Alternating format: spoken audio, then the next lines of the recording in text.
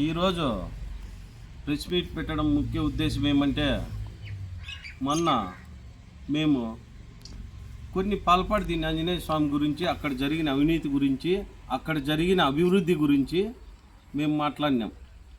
మేము చేసిన అభివృద్ధి ఇది, మీరు చేసిన అవినీతి ఇది, దానికి మేము ఎప్పుడైనా చర్చకు సిద్ధము అని మేము చెప్పినాం. మీరు దాని గురించి మాట్లాడేది పోయి మేము చేసిన పనులు మీరు చేసినామని చెప్పడము హాస్యాస్పదం, సిగ్గుచేటు.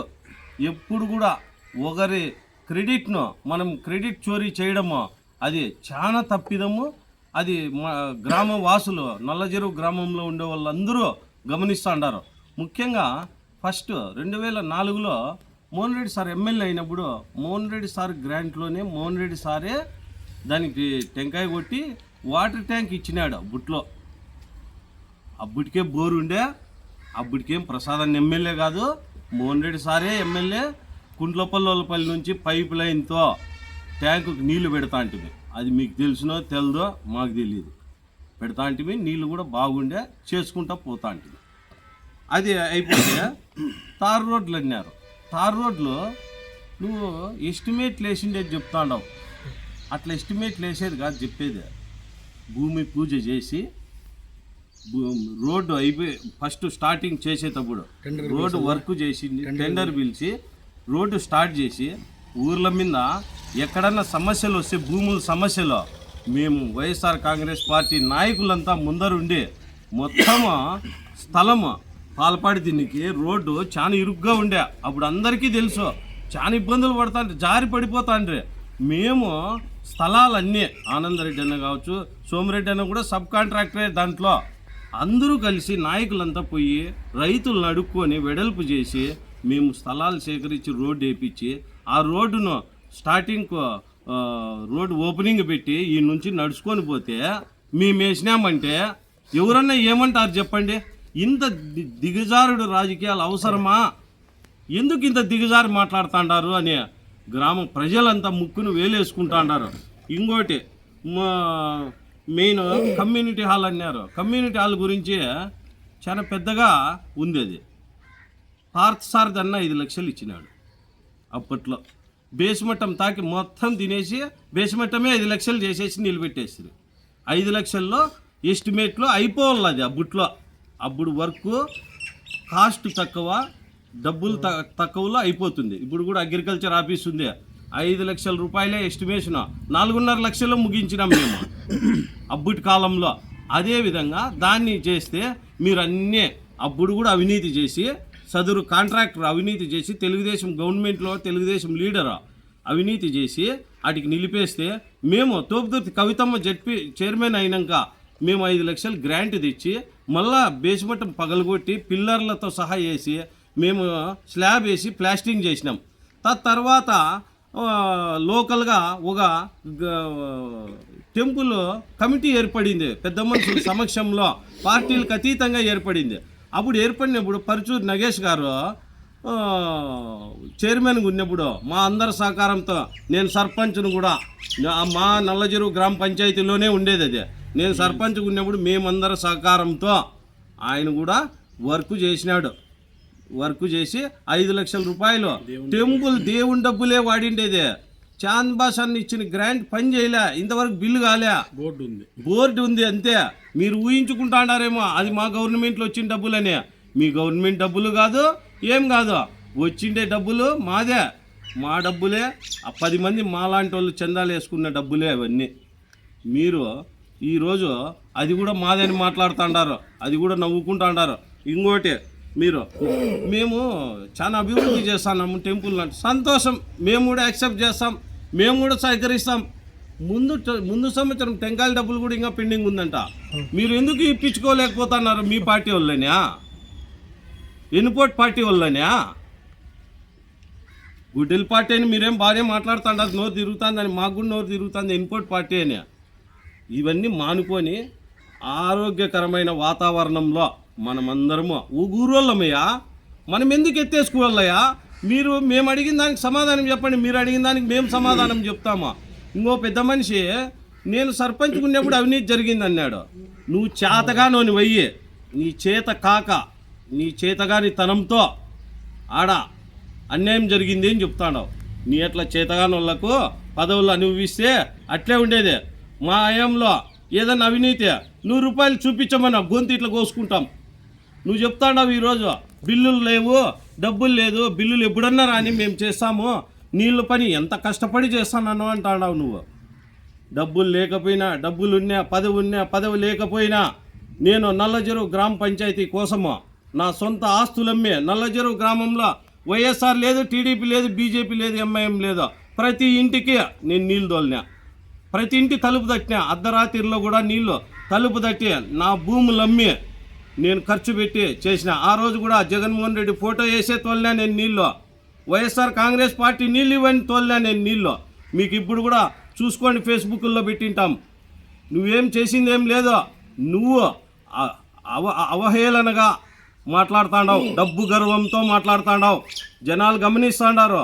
డబ్బు గర్వం చాంచే పని చేయదు, మంచి చెడ్డ రెండే పనులు చేసేదే.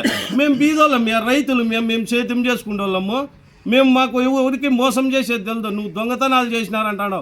దొంగతనాలు చేసిన వాళ్ళే అంతంత ఎత్తుకు ఎదిగేది, అని నేను కోట్లు సంపాదించేది. మేము సేద్యం చేసేవాళ్ళం, రైతులు. ఏం చేస్తాం? మేము ఏం చేయలేము. మేము మోసం చేసేది తెలుదు మాకు. రైతుకు మాకు కష్టం విలువ తెలుసు. మాకు డబ్బు గర్వంతో నువ్వు ఎంపీ అయినావు, రెండోసారి కూడా నీ డబ్బుతోనే అయినావు. నువ్వేం నీ పార్టీ వాళ్ళు ఏమి గెలిచేమి, నువ్వు ఎంపీపీ కాలే, డబ్బుతో కొనుక్కొని నీ డబ్బు గర్వంతో అయినావు. నువ్వు మా ఎంపీటీసీలను కొనుక్కొని అయినావు. నువ్వేం కాలే అప్పుడాడా. మేము కూడా నగి మాట్లాడేది తెలుసా? నీ గాలి మాటలన్నీ నేను చూసేసిన, నీ పెళ్లి మాటలు, గాలి మాటలన్నీ. నీ తండ్రి 11 గంటల వరకు చూసినా నేను రవి పవీన్ తప్ప నీ తను ఎవరు లేరు ఆ కాలంలో. రవి పవీన్ అనే వాళ్ళు ఉండి నిన్ను ముందుకు తీసుకొని పోయినాం. అవన్నీ మర్చిపోయి మాట్లాడుతాడవున్నా. నువ్వు ఎత్తేసేది, నగేది, పగలబడి నగేది అవన్నీ ఇసిపెట్టి మేము కూడా నగి మాట్లాడతాం. రా పదం, యా ఊర్లో అయినా చర్చకు సిద్ధం. నేను చేసిన పనులు వాళ్ళే చెప్తారు. నువ్వు చేసిన పని ఏందో ఒకటి చూపించమనున్నా. నల్లచెరువు గ్రామ పంచాయతీలో నువ్వు 10 సంవత్సరాలు పదవి అనుభవించినావు. నేను కూడా రాజశేఖర రెడ్డి మాదిరి 5 ఏళ్ళే అనుభవించింది. దేవుని మాదిరి చూసుకుంటారు. ఆ ఊర్లో పోయినా, ఆ పార్టీ వాళ్ళైనా నాకు పిలిచి కాఫీ ఇస్తారు. నేను ఎవరు పలకరించరు, నిన్ను మాట్లాడే మనిషి లేరు. ఈరోజు నీ కొడుకును మళ్ళా ప్రజాప్రతినిధి చేసుకోవాలనే ఉద్దేశంతో నువ్వు ఈ ఎక్కిలి చేష్టలు, ఎక్కిలి మాటలు మాట్లాడుతున్నావు. ముందు మాట్లాడిన పెద్ద మనుషులు రాజన్న కావచ్చు, నాగభూషణ అన్న కావచ్చు, వాళ్ళంతా కుండ వెంకటరమణ అన్న కావచ్చు, పద్ధతిగా మాట్లాడినారు. వాళ్ళ మాటలకు మేము యాక్సెప్ట్ చేస్తానమ్మా. వాళ్ళు అడిగిన దానికి మేము సమాధానం చెప్తాం. ఎక్కడైనా ఎప్పుడైనా నీ ఎక్కిలి మాటలు మింగుడుపడంలే ఎవరికి కూడా. అవి చూస్తే నీ దిగజారుడు తనానికి వాళ్ళే జనాలు ఓట్ల రూపంలో చూపిస్తారు. భగవంతుడు అనేవాడు ఉంటాడు.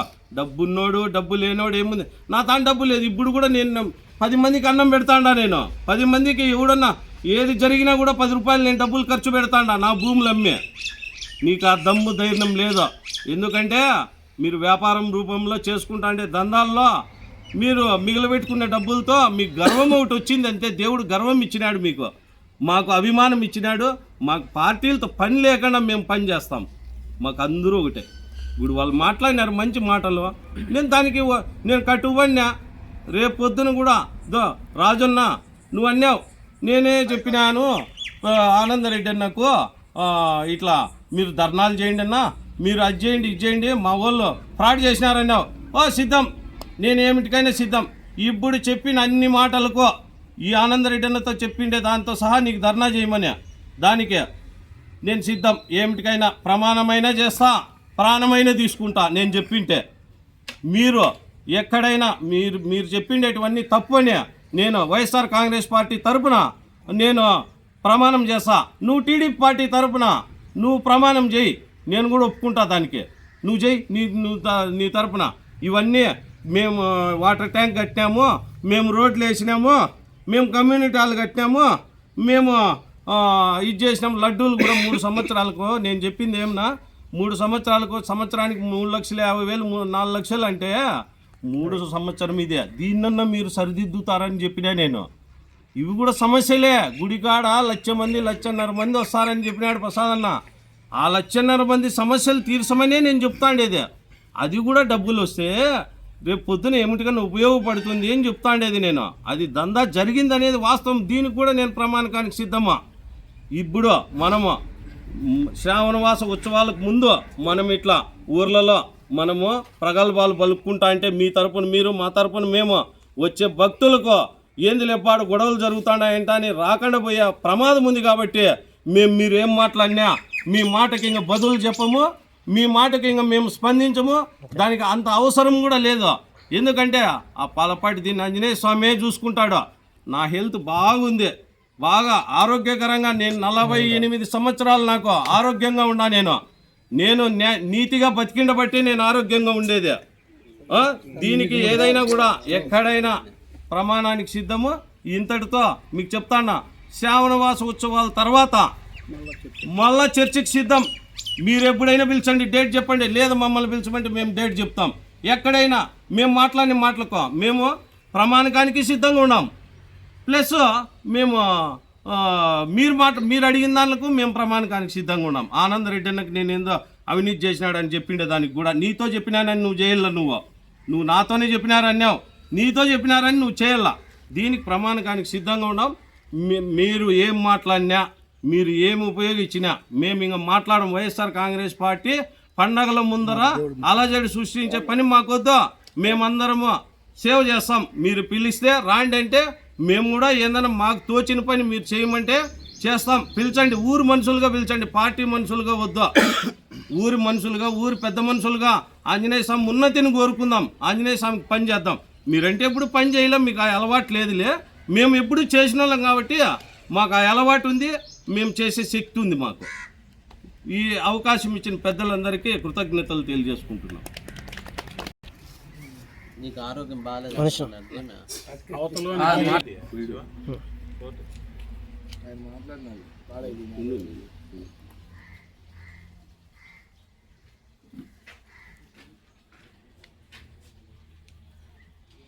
అయితే కొంచెం కరెక్ట్